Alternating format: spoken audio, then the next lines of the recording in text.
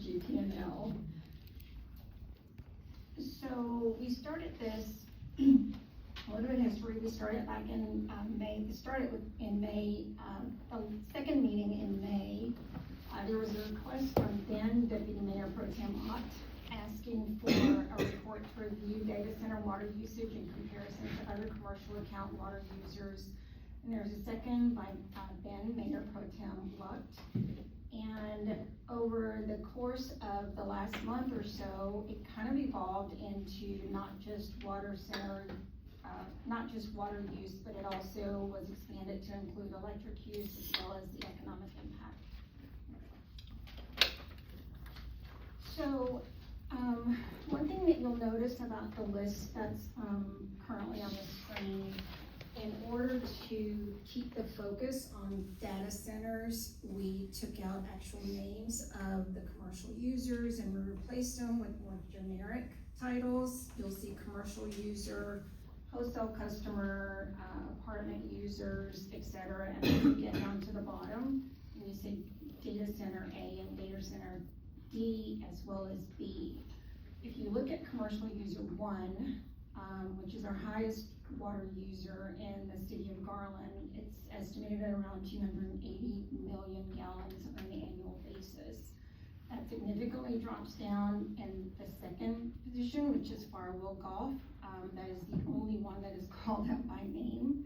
But it's also about 130 million gallons on an annual basis, but that's necessary in order to continue providing the experience that is expected by both our residents as well as our visitors to our golf park.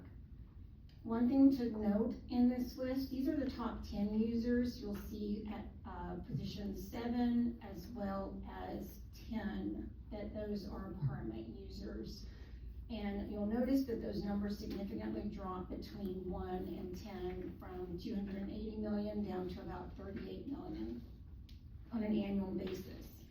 And then outside of that, for our first data center at 129, that is the actual ranking of that data center at about 7 million gallons per year. And then data center D at ranking 166 at about 5.3 million gallons per year. And then data center B, we do have a meter that was installed in February of this year, but a CO has not been issued, so we don't necessarily have any data on that particular center at this time. So when we started looking at this, there were some key findings, and what we realized is that City of Garland data centers are not a significant driver of overall water demand. Data centers A and D operate a closed loop cooling system that's basically designed to have a net zero evaporation. What does that mean? I'm so glad you asked that question. So a closed loop system, and I tried to figure out a way to bring this to something that is not too technical, but basically a closed loop system is intended to function so that at commissioning or when it's started up, there's a cooling fluid that's injected into this system. Unless that system is, unless there's damage to it or it needs to be maintained, there is never a need to replace that cooling liquid, whether it's water or any other kind of cooling liquid. So the closed loop system literally continues to recycle the particular liquid that's in that system. It does not evaporate outside of that system, with the exception of maybe leaks, small leaks, or if there is a need to maintain that system, and a portion of it may need to be drained. And even at that time, typically, if you need to drain it and start all over again, I believe the average is about 300,000 gallons to go from zero to back to full capacity. And then if you look at our annual water usage for data centers A and D, they represent really just a small fraction, about 2%, 1.5% to 2% of our highest water users within the city of Garland. And with that, I think I'll turn it over to the next person. Mayor Council, Daryl Klein, Garland Power Light. I'm glad to see that Jed's in here because Jed will appreciate this. So whenever internal audit does a report involving Garland Power and Light, I always ask Jed for perspective. So I'm going to try to give a little perspective. The reason why, let's say you had 2 incidences in your internal audit report, I'd go, is that 2 out of 10? Or is that 2 out of 10,000? If it's 2 out of 10,000, we probably had a pretty good report. So that's what I'm trying to do with regards to perspective of Garland Power and Light demand, ERCOT demand, and then data center demand. So you can kind of get an idea of what we're looking at as it relates specifically to Garland. So if we go back to 2025 and we look at the peak demand, this would be in the peak 15-minute period. What was the most use that we in GPNL had? That's 506 megawatts. We go to ERCOT for 2025 and we look at their peak demand, their peak 15-minute use. It was 83,968 megawatts. That's 0.6% of the ERCOT demand is what Garland Power and Light made up of the overall ERCOT demand, less than 1%. So to give you an idea, over time, Garland Power and Light's system relative to ERCOT has been diminishing. And if you think about it, the city of Garland is effectively built out. And so we've had small incremental growth, whereas the rest of the state, large amount of growth. And so our position, relative position, has continued to decline over time. And again, less than 1% of the overall peak demand. Give you an idea of kind of what we're looking at moving forward in ERCOT, at least based upon forecasts that are out there. In April of 2026, ERCOT released their preliminary long-term load forecast from 2026 through 2032. At that time, they were showing by 2032 that the ERCOT system would have over 367,000 megawatts of demand. To give you an idea, that's about a 4-fold increase over the current demand in the next 6 years.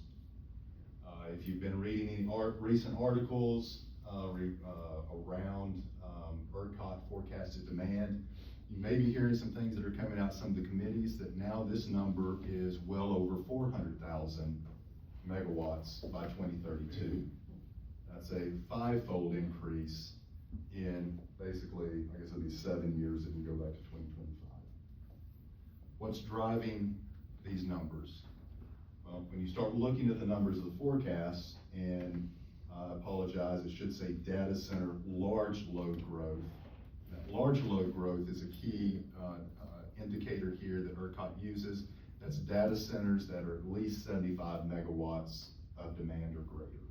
So when we look at what the load growth is anticipated, again, back in April of this year, by the time you get to 2032, this forecast is showing that the data centers would be 228,000 megawatts.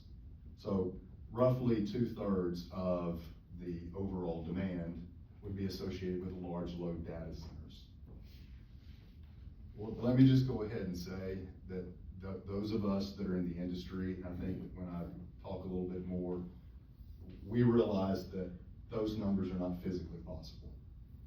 You cannot get that amount of load online in 6 years. Just physically not possible. You can't get all the equipment and the material. It takes 5 years right now for you to be able to get a combustion turbine. So if you want to put in natural gas plants, you make an order right now, it's going to be at least 5 years for you to be able to get that turbine. Materials, labor, design, getting through the regulatory process. The other issue that we see with these numbers, and that's the reason why I'll go ahead and skip down to that last bullet. ERCOT knows, and we in the industry know, that these developers are out basically looking for various areas in ERCOT of where they can locate their sites. And so they're working with multiple utilities. They're not communicating with the utilities saying, I'm looking at multiple sites for really, at the end of the day, for one facility. So you've got load that's getting double counted by the various utilities. So ERCOT is going through a process right now whereby if you were a data center, a large load, you're gonna have to say, are you looking at this facility at another utility, so that we can start trying to identify the double counting. So just kind of put this in perspective, ERCOT last year, when they were coming in and said, okay, what's a little more realistic assumption, and we can debate on what realistic is. They reduced their forecast by a third. They haven't reduced the current forecast as far as what was released in 2026, because what they're waiting on is this process that's being developed that's going to require more from the developers. Things like you have to have the land, some type of form or fashion where you're either own the land, or you've got something agreed to associate with the land, or you're looking at other places and so forth, to try to start getting a more realistic view of what really is going to be the demand on the ERCOT system. One of the big drivers that we're seeing with regards to data centers are, if you read in the news, AI data centers. I put this bullet in, to be honest, it's a little misleading, because you can have megawatt data centers that are AI, but typically they're going to be larger megawatt, 500, 700, 900. But you're reading in the news probably about AI hyperscale data centers, and these are gigawatts, meaning 1,000 megawatts, and that's double the load of GPNL right now. So you're having gigawatt centers that are coming in, 1 gigawatt, 2 gigawatts. There's even an 11 gigawatt facility that's being proposed up in the Panhandle by a former governor of the state of Texas. So these are some massive data centers that we're looking at. So just kind of put in perspective of what's out there. You've got what I call the normal data centers, traditional data centers, that would be cloud-based, your activities that you're maybe doing on your phone or your laptop at work, or your pictures that you've got that you want to store out on the cloud. Those are the more traditional data centers, typically a smaller size. AI data centers typically are the very large ones that you're seeing that have significant impacts on the grid. If we can go to the next slide, please. So this will give you an idea of what we have in Garland. I think most of you on the council are aware that Garland Power and Light serves and also Encore.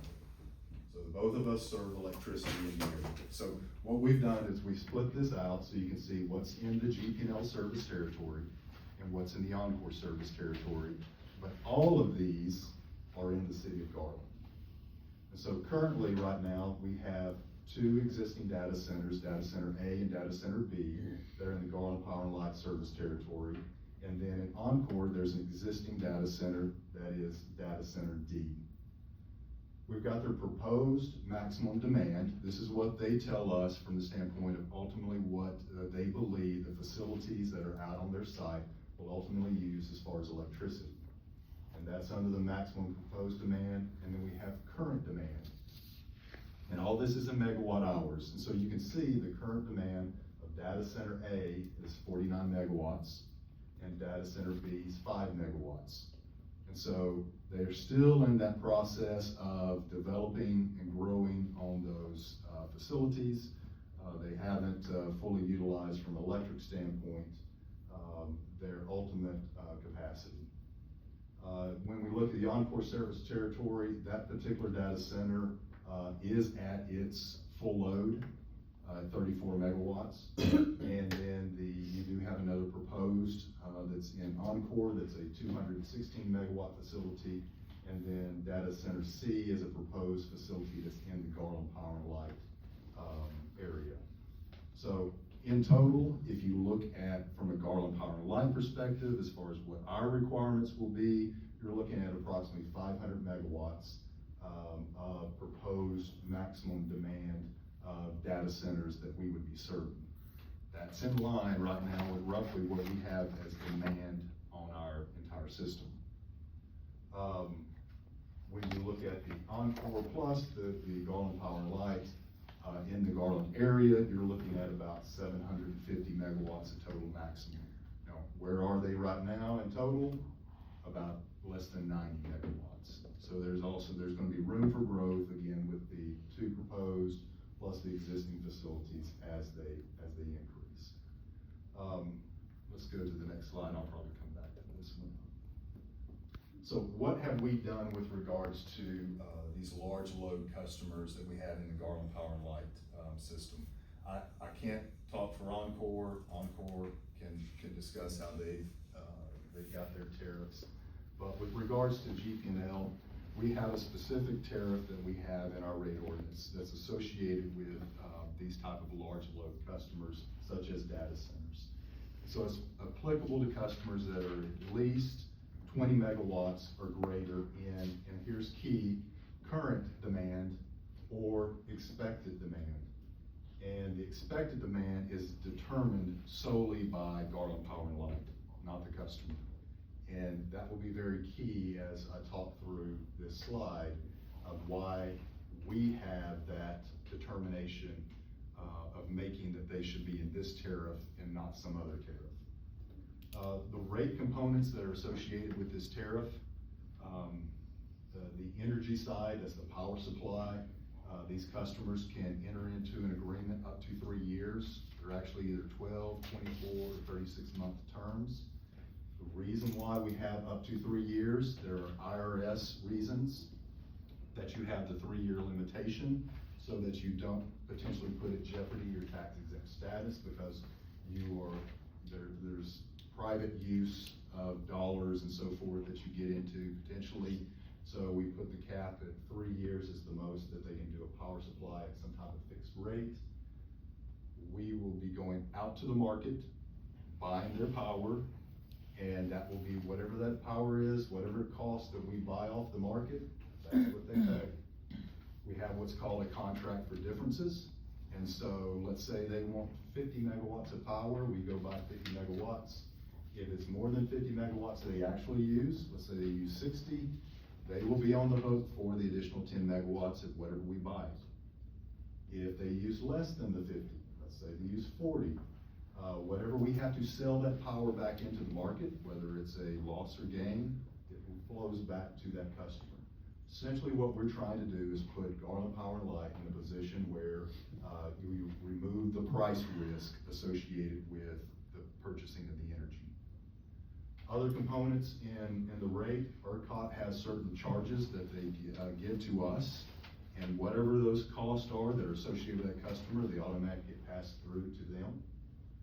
Transmission access costs, these customers don't use any of the distribution system. They are really only connecting into the transmission grid. And so those transmission grid costs that we all pay in, their proportional share they pay for. Now, one thing to note about these customers, there could be questions about if we're building facilities to serve these customers, how are those costs recovered? There's 2 different ways. If those costs are directly and solely related to only serving that customer has to pay for those costs of construction and materials. If those costs in some form or fashion have some system benefit to the overall ERCOT grid, then those costs get uplifted to all the other transmission costs, and everybody in ERCOT gets to participate in that cost sharing. And as I think council knows, with regards to our transmission system, those costs we get the recovery back on, plus a return on top of it. We also have GPL administration costs. This is basically our overhead cost.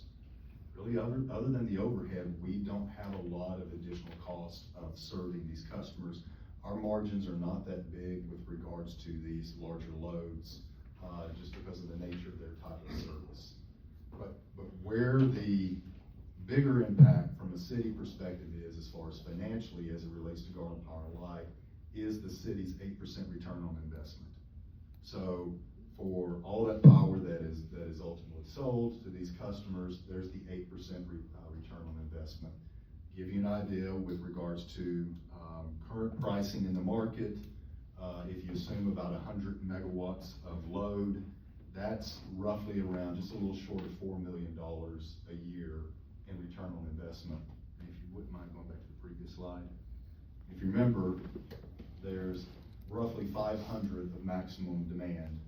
Assuming you were at the 500 maximum demand, you take 5 times the 4 million, you're at $20 million a year roughly in return on investment associated with these facilities.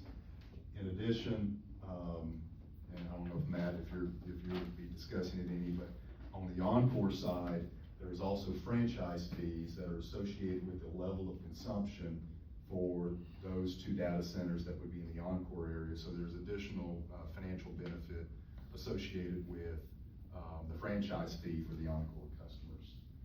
If you could go back to the next slide, please. Thank you, sir. Also in the tariff, we have requirements for these customers that if there is a load shed event, so let's bring up the ugly word of Winter Storm Uri. You have a load shed event, they have to participate. Their proportional share of whatever is requested by ERCOT for us to reduce load by, they're gonna have to reduce load by. In addition, we have them, they have to have what's called a low frequency response. So if you have an event on the system where there's a low frequency and you have to make adjustments with regards to the demand on your system, they have to participate as well in that, so it's not on the backs of our other customers. Finally, we require security posting for these customers. So we're going out and buying power for them over X period of time. Well, what happens if that customer all of a sudden leaves? And we've bought all this power and we're having to sell it back into the market. What we do is we do an adjustment called mark to market. That is, if the market prices change such that if, let's say, the market prices go up above what we bought it for, we have risk or exposure that if they were to leave, well, actually in that case, if the prices went up, we would want them to leave because we can make money, but assume the prices went down and we would have to sell it back into the market below what we paid for it. We do what's something called mark to market, where they have to post security and collateral associated with the difference between the price of their product and where the market is. So it gives protection to the city. In addition, we have a requirement for 3 months of security for non-payment.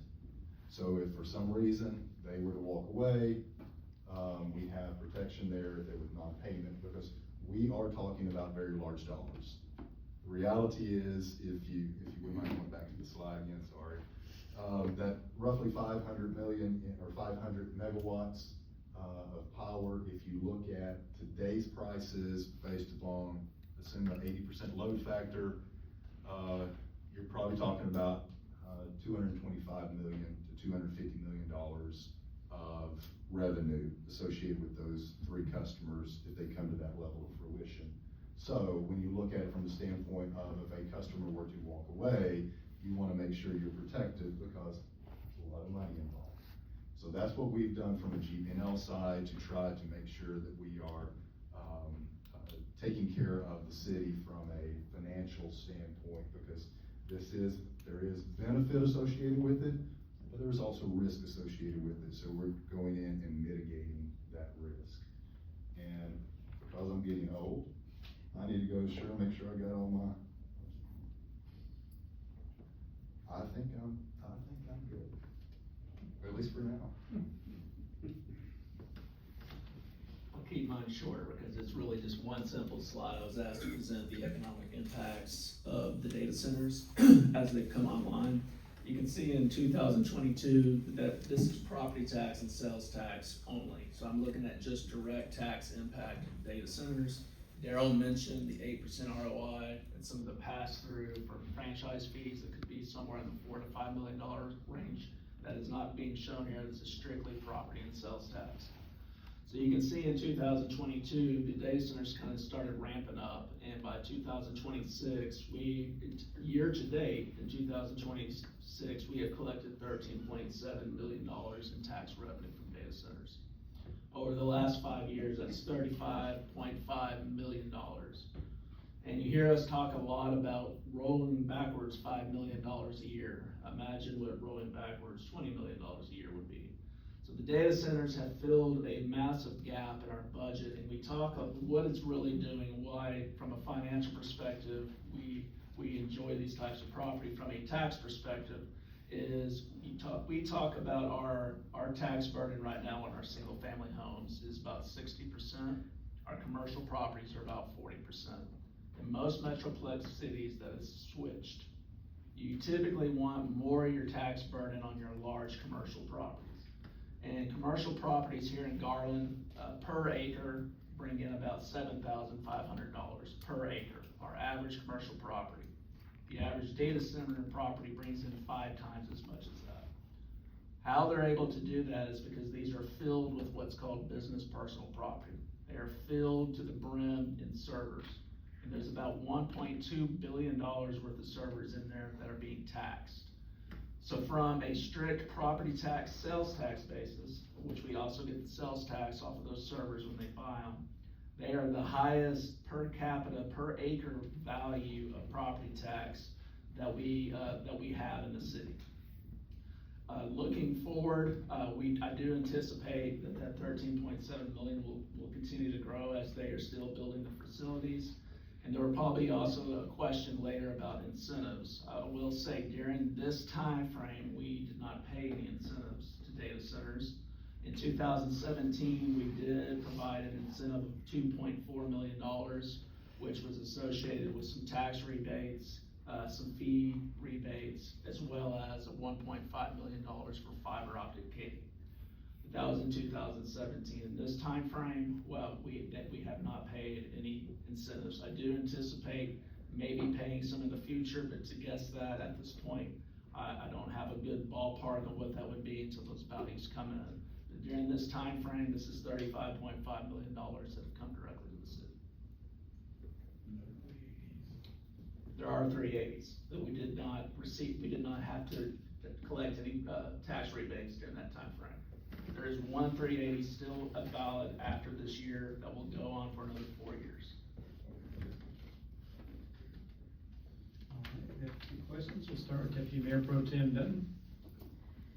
Fantastic overload of information. I appreciate that. GPL is always something I think that the average everyday citizen, it probably goes over most of our heads. So I often refer to you as NASA because I know nothing about NASA and I don't know anything about electricity. So thank you for all of that that information. I have a couple of questions, but I do want to say that I think that this presentation did put a lot of things into perspective. And I hope that more people are watching this because the turnout is very small tonight. For as many people that have expressed different concerns and outrages. And so I'm a little disappointed that our participation is as low as what it is. I would have thought that we would have more people asking questions. So electric and water is the one thing that we hear so much about. And I don't think that people understand that we are built out. We don't have an amazing amount of land for people to build these massive data centers. We already have them here. It's just the way of the world. On that, one of the first slides, there was the user, whatever. Yes. Can you tell us what is a wholesale customer versus a commercial user? So a wholesale customer, that particular customer is one of our mud districts. So it's not, it's, oh my gosh, what is the actual term? It's a municipal utility district that we serve in the city of Dallas, actually. Okay. And then looking at down here, apartment user A, apartment user B, would it maybe be safe to say that those are apartment complexes that use evaporative cooler systems? I can't speak to that specifically, but I can, and I did neglect to tell you that all of these numbers do include both building water usage as well as irrigation. I would be interested to know how many apartments we have that use those evaporative systems. because it's no different than what a data center is using. As far as the perception of usage, right? And so I would be interested to know how many apartments we have in the city that use that same type of system, since that seems to be such a large, point of contention for people. I don't think that people understand there are other types of buildings that use that same cooling that a data center is using. And so, I just, maybe a little educational point for us. And then, you know, we have a lot of residents that, have made some pretty interesting claims that the data center using a high volume of electric is gonna make their utility bills go up. The common sense part of my brain is like, well, however much electricity Joe uses does not actually affect what my bill is. My bill is directly affected by what usage I have. Can you kind of help us, am I on the right track with that, or, How much time do we have? in layman's terms, So I'll try to answer this as concise as I can, that may be difficult. a little less NASA? And so let's look from the standpoint of specifically to Garland residents, and I'll go GP&L. Again, I can't speak for Encore. From the GP&L perspective, there will be margins that will be made from these customers. Again, they're not large margins, but they will be such that it'll help to offset some of the costs that you see on our residential side. There would be some benefit that you'll receive from transmission investment because of the return you get that would flow through. Where you could see from the standpoint of a cost increase that's out there in the marketplace is that because of the additional demand and supply, anytime that you've got, you know, demand that is rising faster than supply, you would anticipate seeing some type of price increase in what you pay for energy.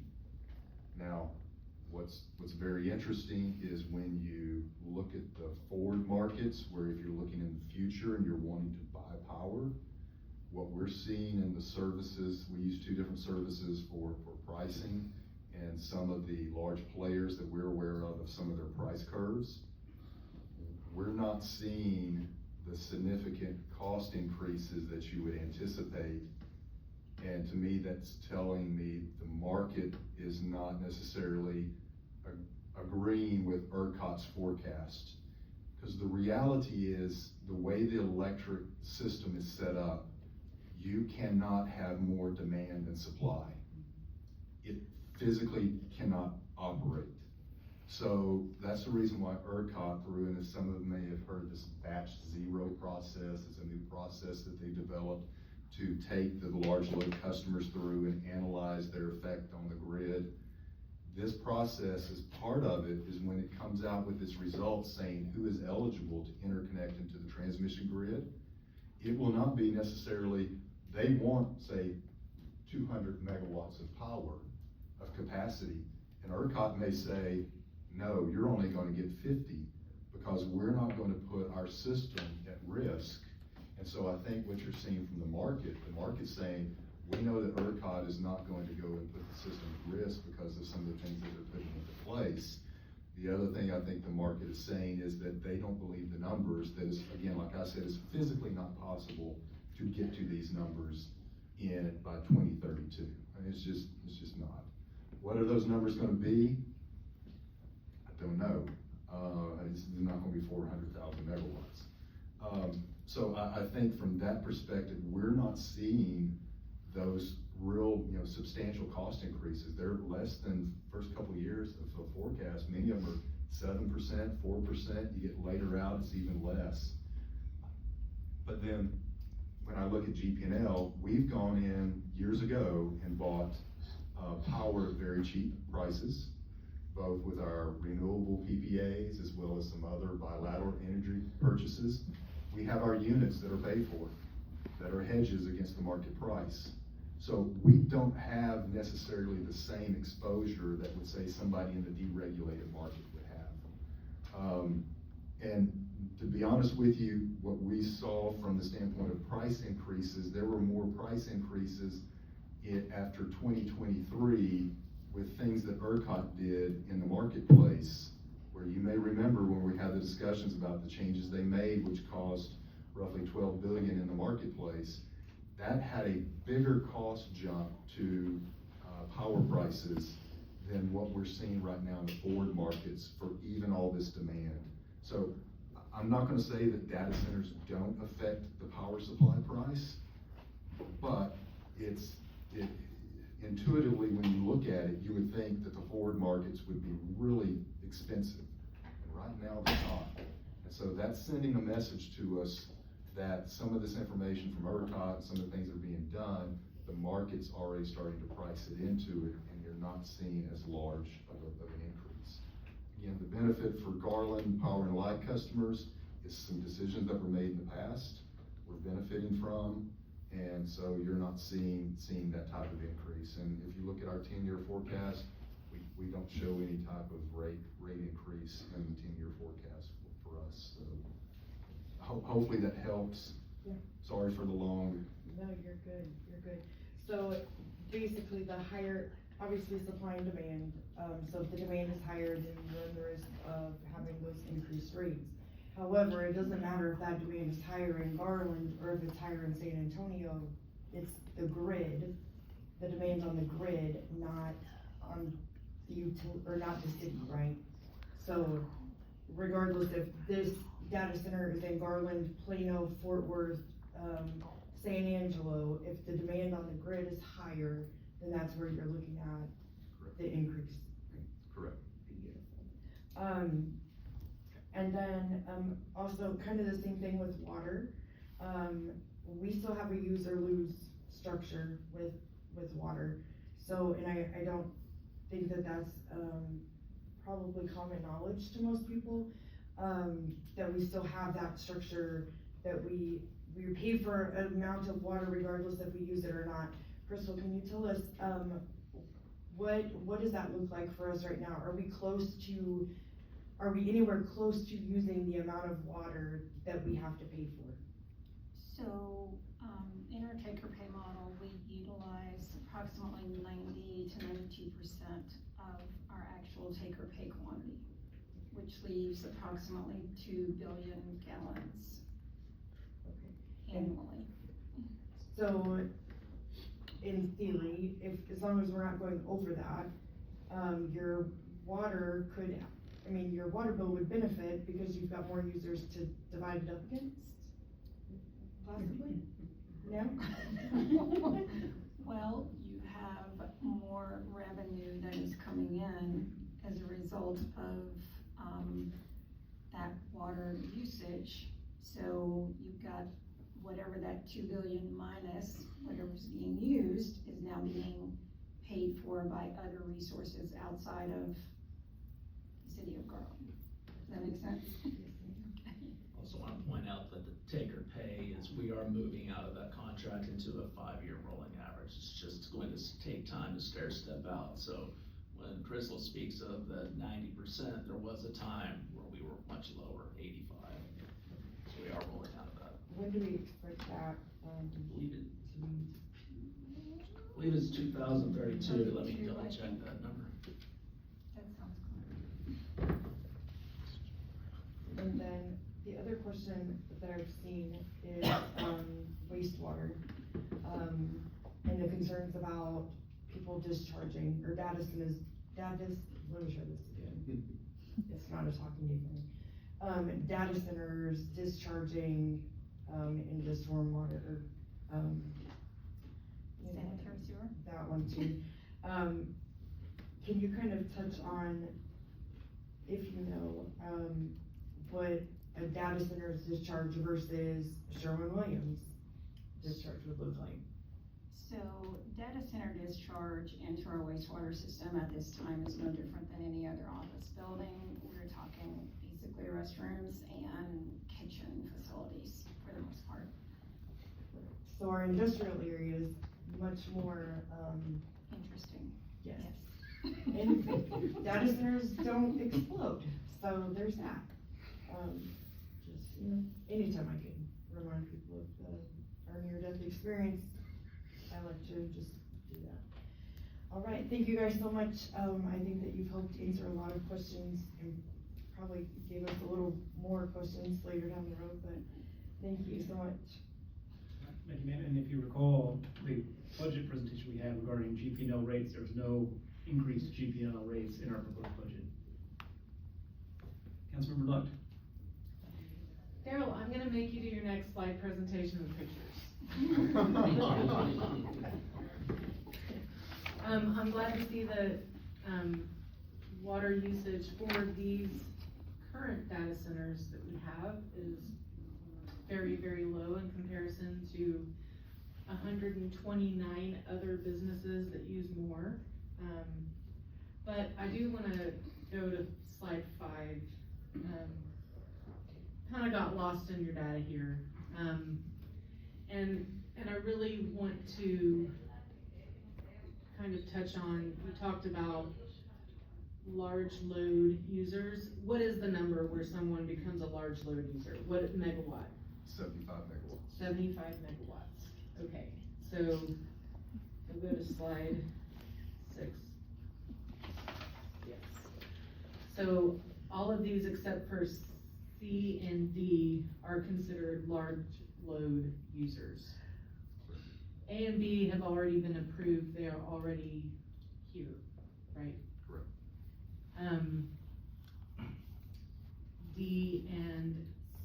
D is already online, but that's strictly Encore. Correct.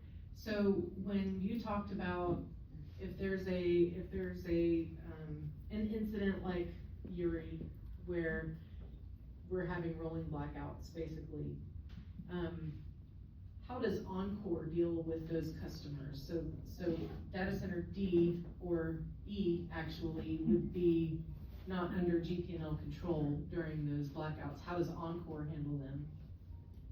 I would have to let Encore answer the question, but I will say what is being developed in ERCOT for large loads is a process whereby what we've already done via tariff, a similar setup where you're gonna have to respond to a low shed and you're gonna have to respond to a low frequency event.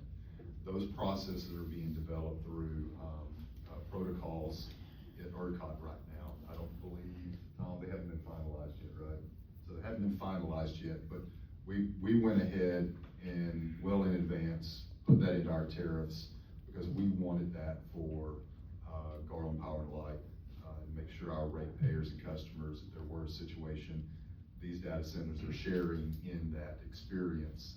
But from an Encore's perspective of what they're currently doing, I would have to defer to them. Okay, can we go back to slide 5, please? So the total GP&L megawatt usage on slide 6 was 500. Here it says GP&L peak demand was 506 in 2025. Will you explain how that 500 from the data center loads on slide 6 fall into that demand, peak demand that we saw in 2025? What do those numbers mean in comparison? So if you take the 506, this would have been before data center A, which is now at 49 megawatts. They were probably single digits at the time of the peak. So basically, all of the peak of that 506 megawatts would have been really our traditional residential, commercial, large commercial load that was in service at the time. Subsequent, I think it was toward the end of last year that we saw data center A increase in their usage, and now they're up close to 50 megawatts. So it's not embedded in, very little is embedded in that 506 number. So what does that mean when we look at, if you could go to slide 6. So what does that mean for us, for GP&L? Most of that 499 megawatts, 500 megawatts, if it comes online, will be in addition to what you see in the 506. So in theory, all of it comes on, we would be, instead of 500 megawatt peak demand, we're now at 1,000 megawatt peak demand as far as the Garland power line system. Again, relatively speaking, if ERCOT's growing at a faster rate, we're still going to be a small percentage of the overall ERCOT system, which would get back to Deputy Mayor Pro Tem. Deputy Mayor Pro Tem Dutton's comment about it doesn't really matter where the data center locates, it's all the grid that's impacted. Be a similar situation here where our load's increasing, but it may not be increasing at the same rate as ERCOT's. Right, but how much load can our system handle? And is that determined by how much electricity you buy? So in ERCOT, when the market was deregulated, the generation component is separate from supplying your load. So the generation at our plants, since deregulation, do not serve the city of Garland directly. It flows into the grid. And so ultimately ERCOT is the one who is responsible for getting the electrons of where they need to be. And that's it's typically going to be by the generation that's built and building transmission to get it where it needs to go. And so that's what you would see from a capacity standpoint with ERCOT is, do you need to have transmission facilities to be able to get that power to those customers? We have been putting in facilities even before the data center issue. We were already seeing needs on our system to make improvements for capacity, because again, the grid is like an interstate system, and so it'd be like Interstate 30 if some area is growing and people need to go through Garland to get to that area.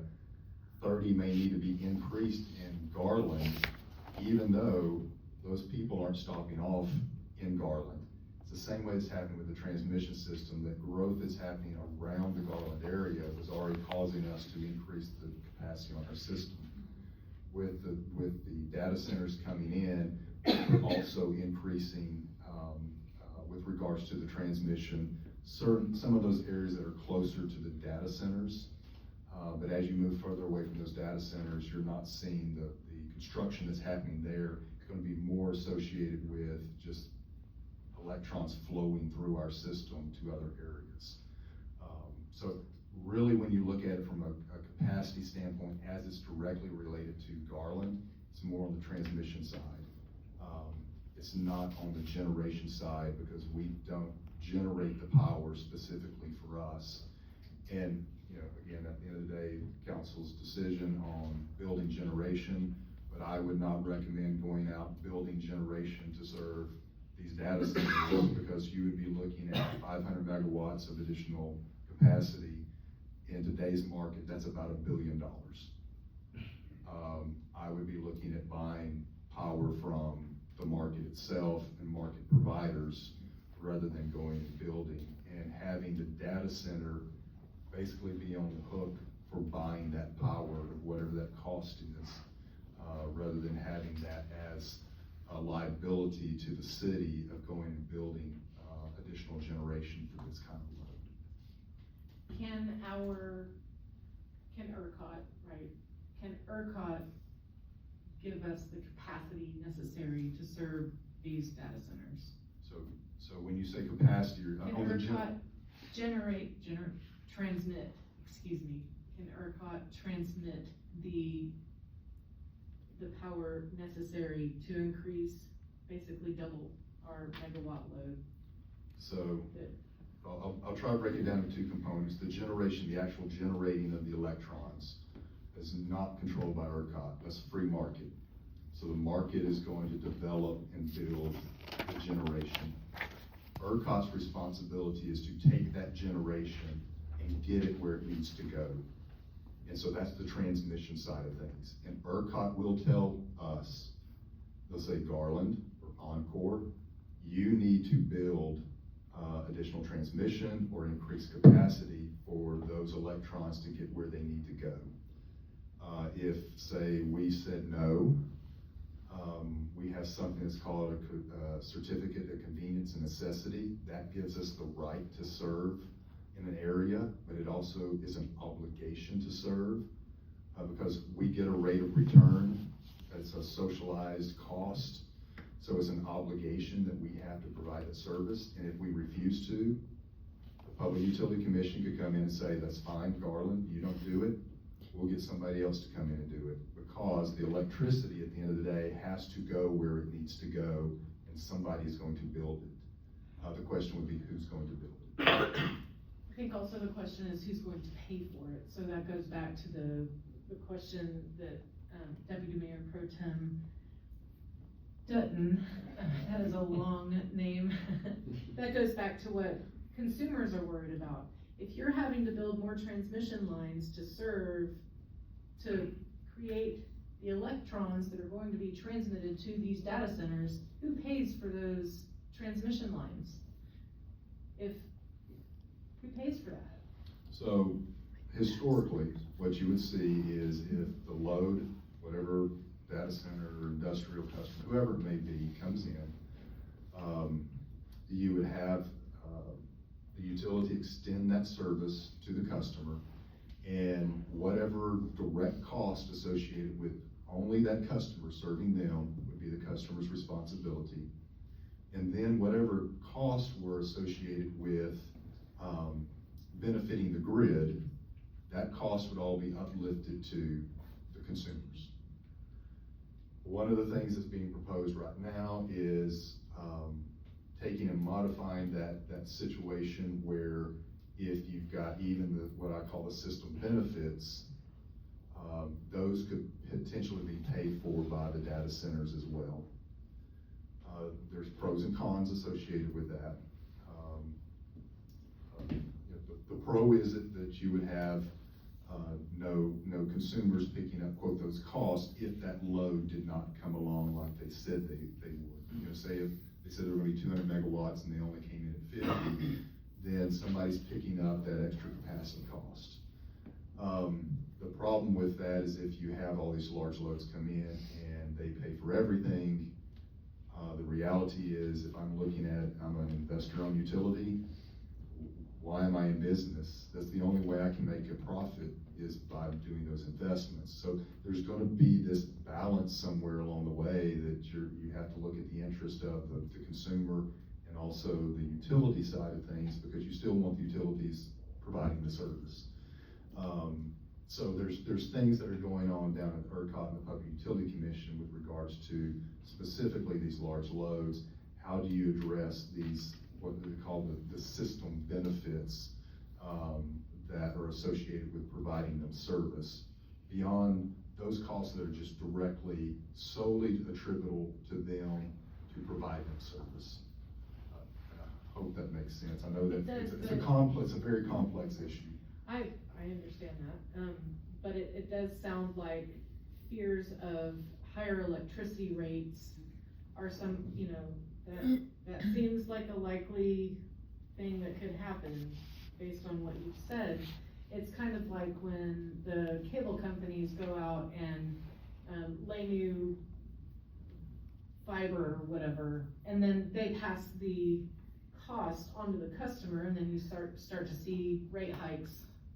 And I don't know what they call it. They usually have a little acronym for it. You call and you're like, what is this $3 charge? And they're like, oh, well, this is the cost to allow us to serve you better. And then you're like, I was getting crappy service before. I'm not saying that GP&L provides bad service by any means. In fact, it's quite the opposite. But those are the kinds of things that people are concerned about. If we're doubling our demand, doubling it when these are at full capacity, how does that affect the consumer? The residents who own GP&L, right? I mean, the city owns GP&L. I'll break it down between GP&L and the rest of ERCOT. Okay. So if we just focus on GP&L, because again, I can't speak for Encore, just GP&L, from the standpoint of making transmission investment, it actually is beneficial at the end of the day for our ratepayers when we are making the transmission investment. Okay. Because we get the cost recovery dollar for dollar of everything that we put in as far as an asset plus a return. Right now, our rate of return that the Public Utility Commission gives us is 8.46%. So we're actually making money off of those investments. So from a Garland Power and Light perspective, yes, that's something that's beneficial when we're making that investment as it relates to our customers. Conversely, when other transmission service providers are making these investments elsewhere and we're not getting that benefit, we do get to pay for that. We as Garland Power and Light ratepayers.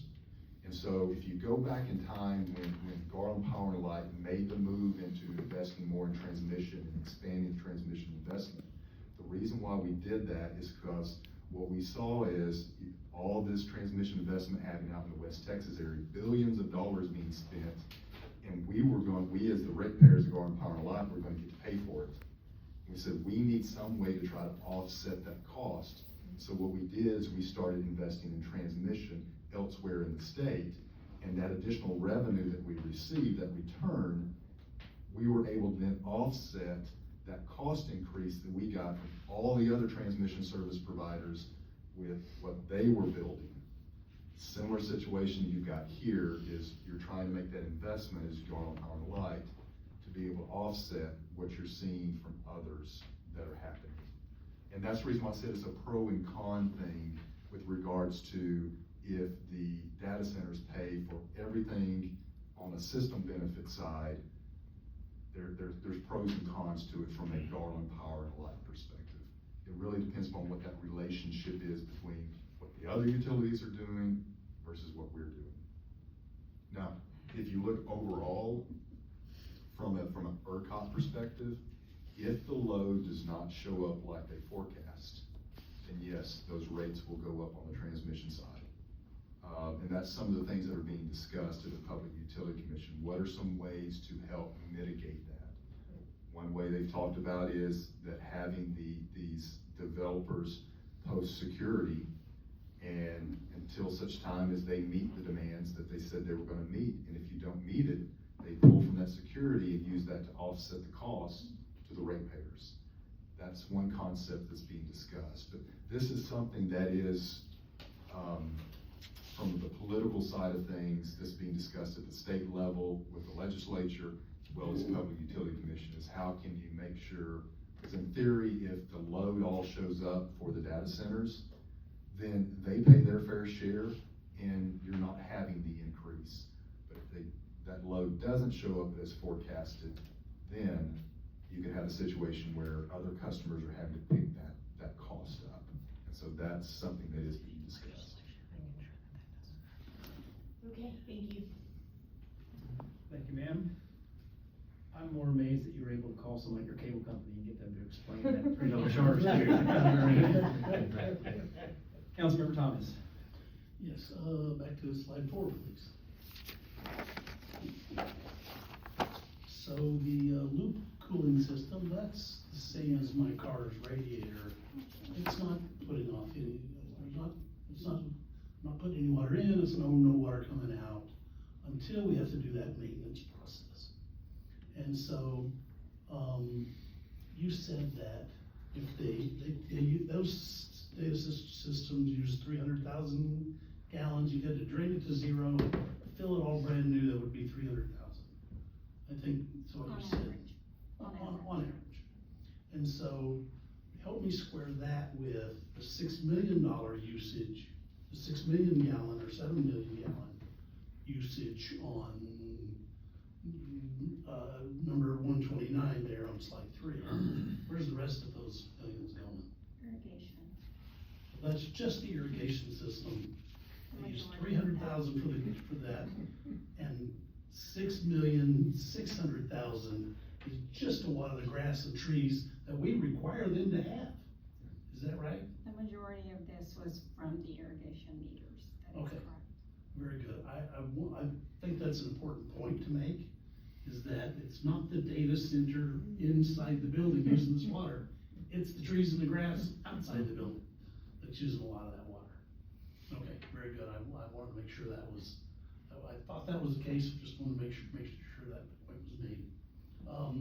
And then Matt, on your slide 8, you said, property, so does property there include ad valorem tax and business personal property? And sales tax. Yep, business personal property is the servers, the actual facility itself would be real property. Okay. And the sales tax is from the sale. When they purchase the server, we get sales tax, I get that. Yeah. But there's 2 other property taxes. Correct, there's real property and then there's business Yeah, it's personal just property. The building itself, if it was empty, they would still have to pay tax on that building. Right. And then once they fill it up with servers, they pay tax every year on those servers that are in the building, just like they do property tax every year on the building.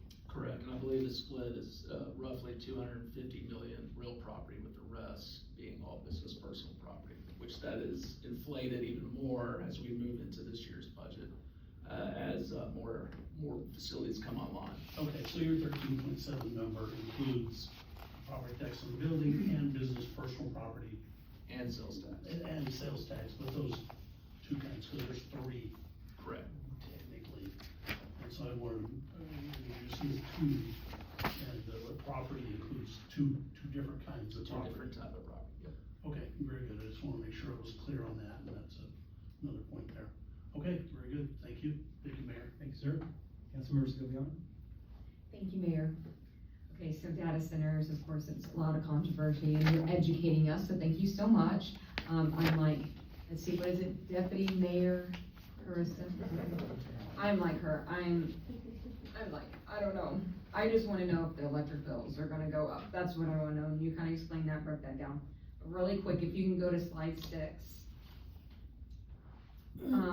How long have these data centers been here in Garland? How long have they been here?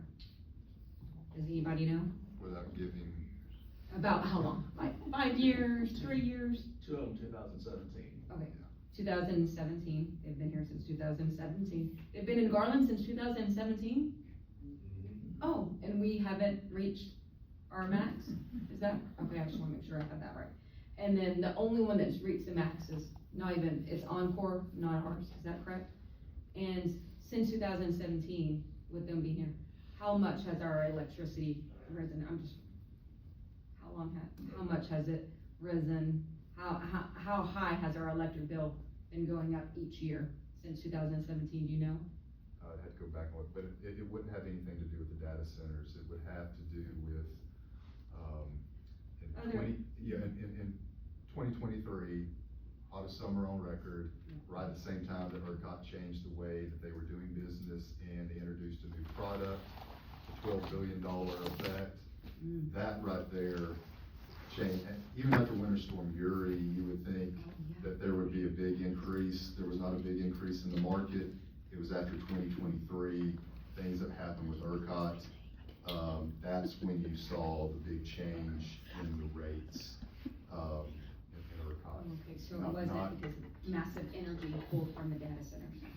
Oh, okay, I wanna make sure that, okay, cause you have to break this down for me.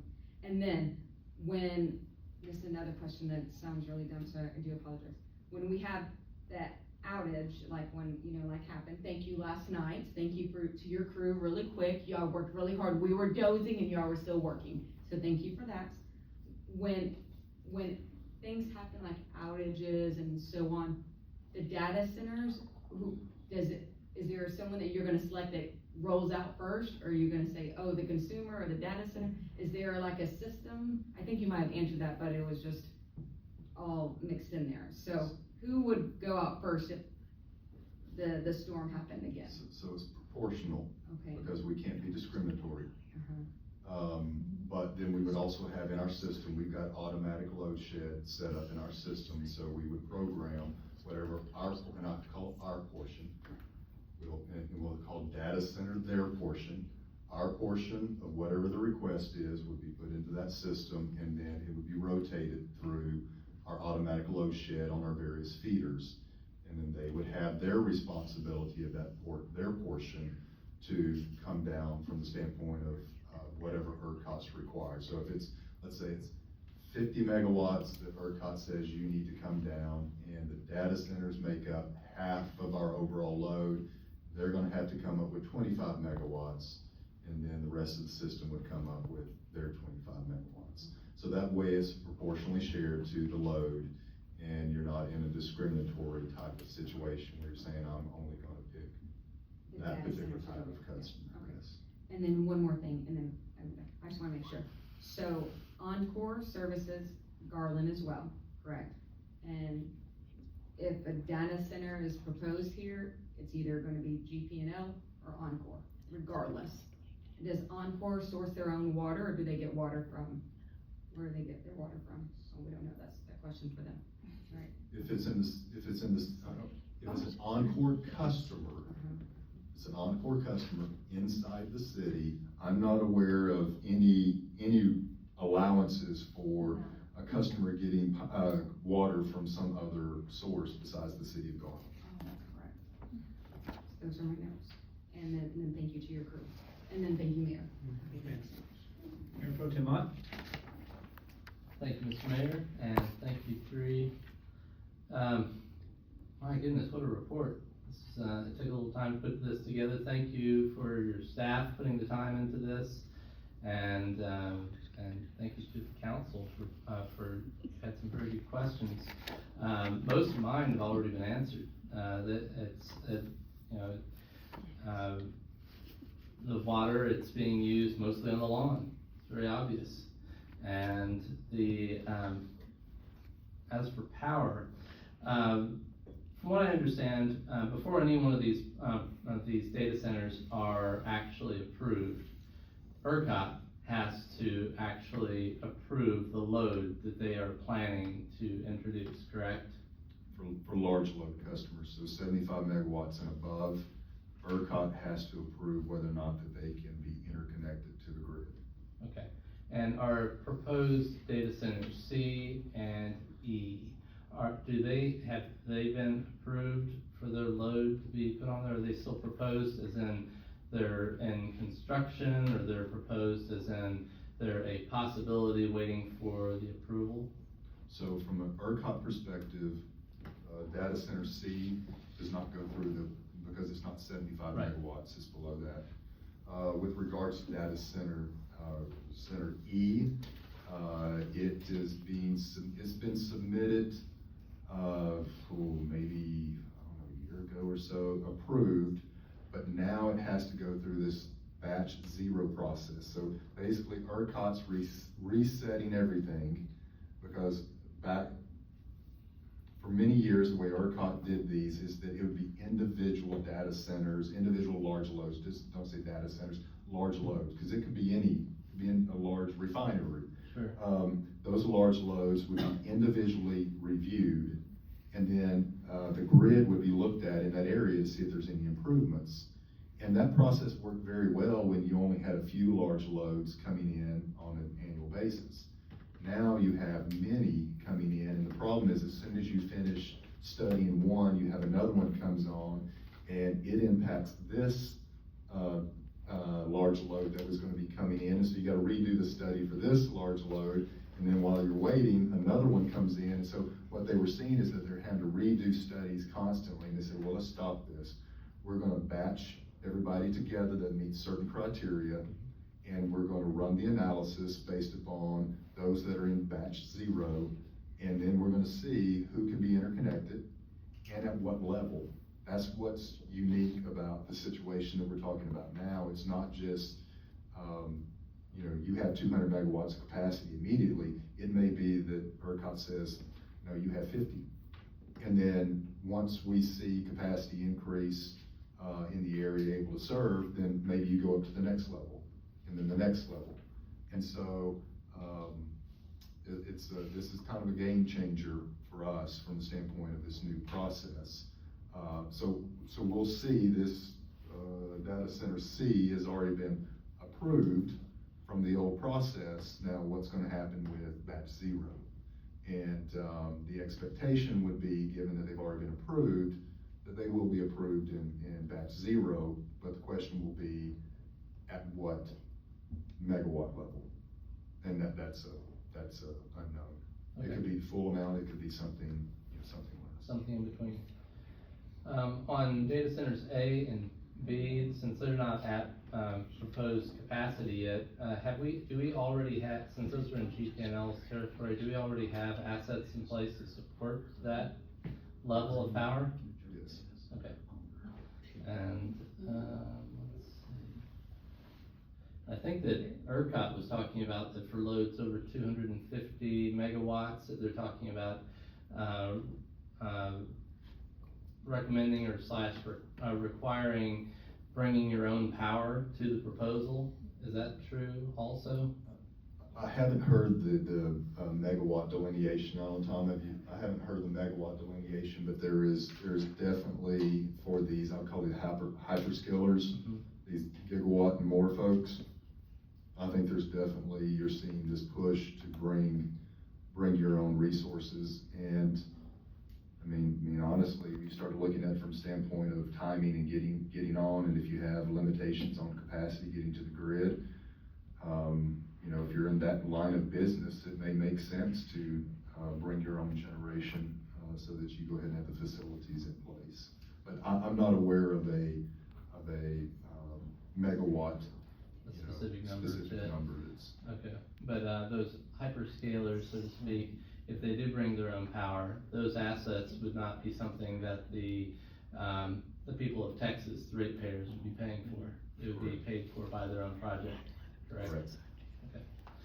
And I'd like to thank you for the careful contract that you have created, that GPNL has for these large load customers. It looks like it's well thought through so that to minimize risk for the people of Garland.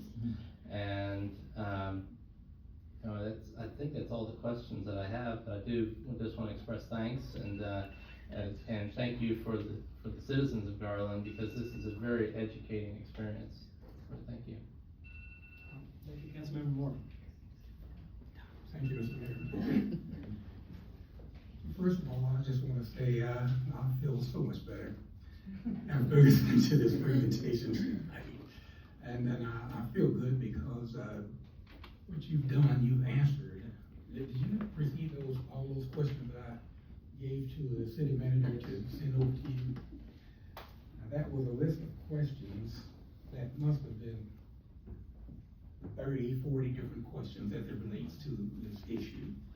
And I have this saying that I've had most of my life, and that is, we make our decisions based on the information that we have available. But another one I have is, my people are destroyed from a lack of knowledge.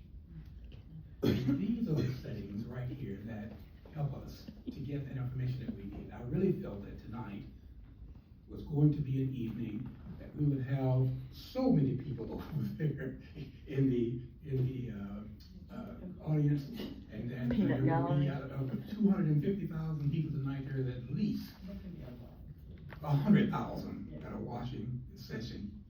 But as a matter of fact, probably the one person that sent me those 30 questions, along with 10 others, are probably the ones who are watching.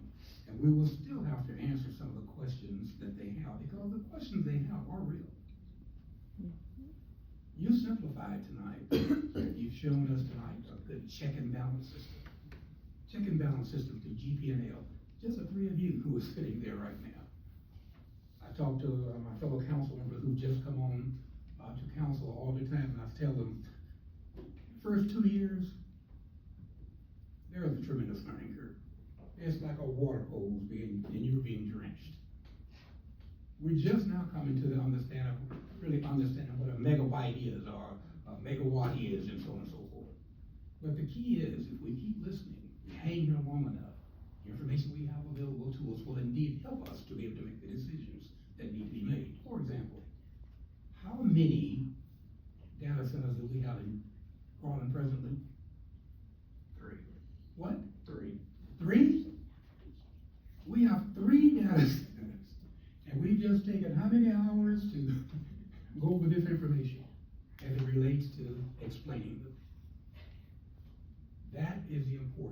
what a city council and what a city is truly all about.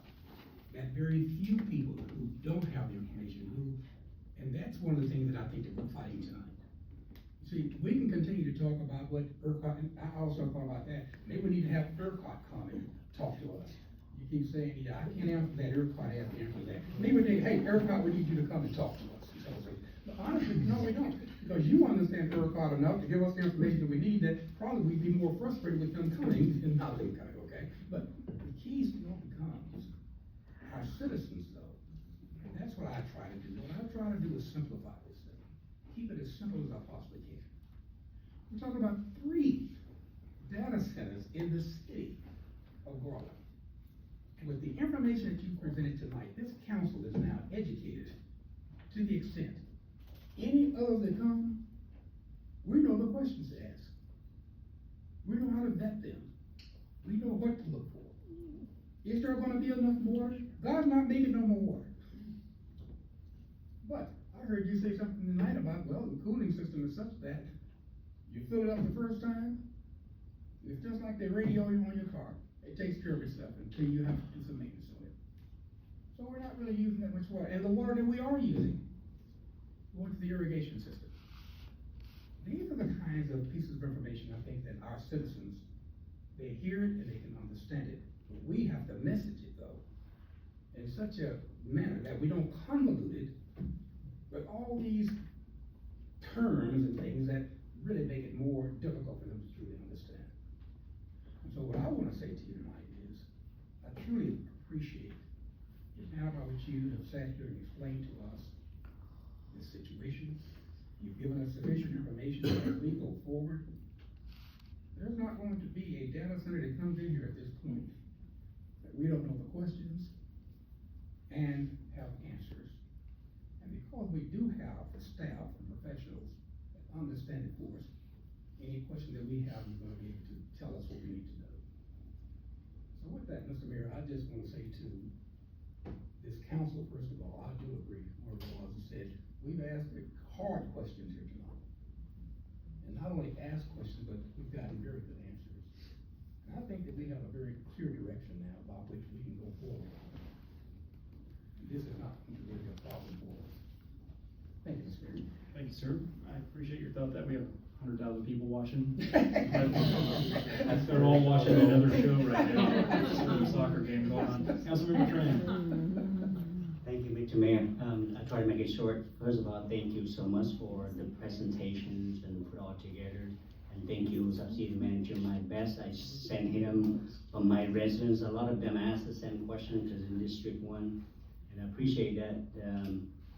Takes the team a lot of work and hours to go back to how many years. And what I heard so far is, since 2017, it's about 10 years that we have data center here. And from the slide 6, I think it's mentioned about we are reaching 12% of the megawatts that on demands in Garland, so we still have 80-something% that not being used. My question would be, when do you think, in terms of electricity, the good part that on page 7, that GP&L put a lot of step and procedure in place that mitigates, that help our residents. Mostly the large loaders pays the cost, most of them, so that's great. My question should be, with this 12% uses for the past about 10 years, when is your forecast, just to kind of forecast that we're gonna reach the level that we, the kind of demand proposed? And when anticipate that the user consumers that might be chipping the cost, if is that gonna be 5 year, 2 year, 10 years? If you have any information insight. So if you, because I know people out in the area can't hear unless I'm right next to this.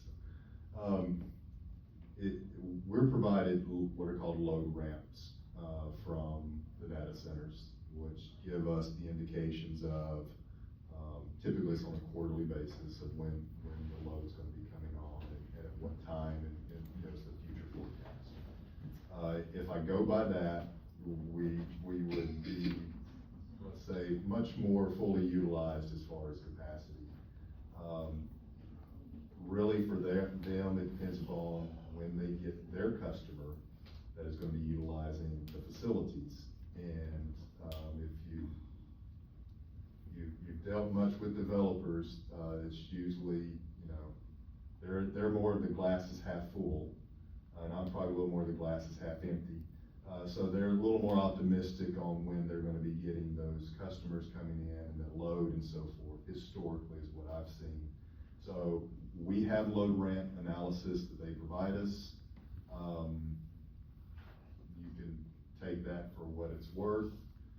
So I can't tell you exactly when they're gonna be coming on. We get indications, we see some additional building that's out there, so that gives us some indication that yes, that additional usage should be coming. But as far as specific timeframes, I can't give you and say it's gonna be this time next year, or if it's gonna be 2 years, or if it's gonna be 6 months.